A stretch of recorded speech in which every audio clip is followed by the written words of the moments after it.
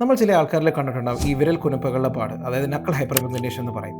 അപ്പോൾ ഇത് കാണുന്ന പ്രധാനപ്പെട്ട 3 കാരണങ്ങൾ നമുക്ക് നോക്കാം. അതിൽ ആദ്യത്തെ കാരണമാണ് vitamin B 12 deficiency. Vitamin B 12 ഡെഫിഷ്യൻസിയിൽ വരുന്ന ആദ്യത്തെ ക്ലിനിക്കൽ സൈനാണ് നക്കിൾ ഹൈപ്പർ പിഗ്മെന്റേഷൻ. അതുപോലെ തന്നെ അനീമിയ, അതായത് രക്തക്കുറവ്, പെട്ടെന്ന് ക്ഷീണം വരെ, എക്സസീവ് ടയർഡ്നസ്, അതുപോലെ ഒരു കാര്യം ചെയ്യുമ്പോഴത്തേക്കും പെട്ടെന്ന് തളർന്ന പോലെ തോന്നുക, എക്സസീവ് ഫറ്റീഗബിലിറ്റി, പിന്നെ കൈകാലുകൾ തരിക്കുക, പെരിഫറൽ ന്യൂറോപ്പതി, ഇതൊക്കെയാണ് ഇതിൻ്റെ ലക്ഷണങ്ങൾ.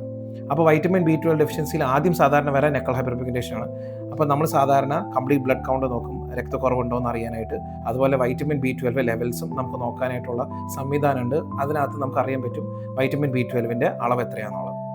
ഇതിന് നോർമലി കറക്റ്റ് ചെയ്ത് നമ്മൾ വൈറ്റമിൻ ബി 12 സപ്ലിമെൻറ്റേഷൻ കൊടുക്കലാണ് ഇതിനകത്ത് വരുന്ന ഒരു ട്രീറ്റ്മെൻറ്റ്.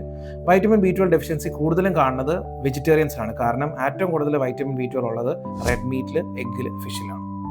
രണ്ടാമത്തെ കാരണമാണ് അക്കാന്തോസിസ് നൈഗ്രിക്കൻസ്. നമ്മൾ കേട്ടിട്ടുണ്ടാവും, അല്ലെങ്കിൽ നമ്മൾ കണ്ടിട്ടുണ്ടാവും ഈ കഴുത്തുകളുടെ പാട്, അതുപോലെ ഒടുവ് ഭാഗങ്ങളിലുള്ള പാടുകൾ, കക്ഷത്തിലുള്ള പാടുകളൊക്കെ. അത് സാധാരണ അക്കാന്തോസിസ് നൈഗ്രിക്കൻസ് എന്ന് പറയും. അത് ഇൻസുലിൻ റെസിസ്റ്റൻസ്, അതായത് അല്ലെങ്കിൽ അമിതവണ്ണമുള്ളവർക്ക്, അതുപോലെ തന്നെ ഭയങ്കരമായിട്ട് ഇൻസുലിൻ റെസിസ്റ്റൻസ് ഉള്ള ആൾക്കാർക്ക്, ഡയബറ്റീസ് ഉള്ള ആൾക്കാരിലാണ് നമ്മൾ അക്കാന്തോസിസ് നൈഗ്രിക്കൻസ് കാണും. ഇങ്ങനത്തെ ആൾക്കാർ നമ്മൾ എപ്പോഴും ശ്രദ്ധിക്കേണ്ട കാര്യം എന്ന് പറഞ്ഞാൽ വെയിറ്റ് ലോസ് ചെയ്യുക, അതുപോലെ നല്ല വ്യായാമം ചെയ്യുക. അങ്ങനെയൊക്കെയാണ് നമ്മളിതിൻ്റെ ട്രീറ്റ്മെൻറ്റായിട്ട് അഡ്വൈസ് ചെയ്യുക.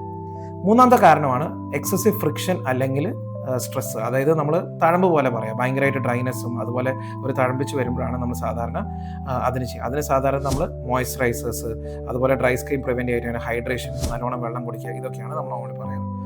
പിന്നത്തെ കാരണങ്ങൾ നമുക്ക് ശരിക്കും പറഞ്ഞാൽ ജനറ്റിക് ആയിട്ട്, പാരമ്പര്യമായിട്ട് വരാം. അതുപോലെ തന്നെ ചില മരുന്നുകളുടെ സൈഡ് എഫക്റ്റ് ആയിട്ടും വരാം. പിന്നെ അഡിസൺസ് ഡിസീസ് എന്ന് പറഞ്ഞ അസുഖത്തിലും വരാം. പക്ഷേ മെയിനായിട്ടുള്ള പ്രധാനപ്പെട്ട കാര്യം നമ്മൾ ആദ്യം പറഞ്ഞ കാര്യങ്ങളാണ്. Thank you.